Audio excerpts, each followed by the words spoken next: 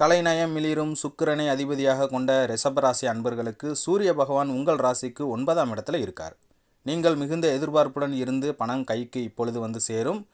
குடும்பத்தில் நல்ல காரியங்கள் நடக்கும். சந்திர பகவானின் சஞ்சாரம் தொழிலில் ஏற்ற இறக்கத்தை கொண்டு வரும்.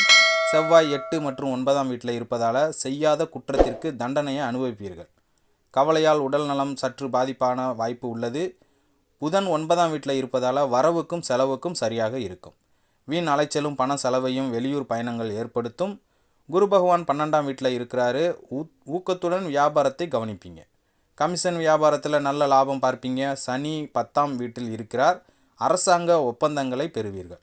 கட்டுமான தொழிலில் முத்திரை பதிப்பீர்கள். வீட்டு தேவைகளை பூர்த்தி செய்வீர்கள். ராகு 11ஆம் வீட்டில் இருப்பதால் வேலையாட்களை பொறுமையுடன் அணுக வேண்டும். கொடுத்த வாக்கை காப்பாற்றவில்லை என்றால் அவமானம் ஏற்படும். தொழில்துறை சீராக இருக்கும். கேது 5ஆம் இடத்துல இருக்கிறார்.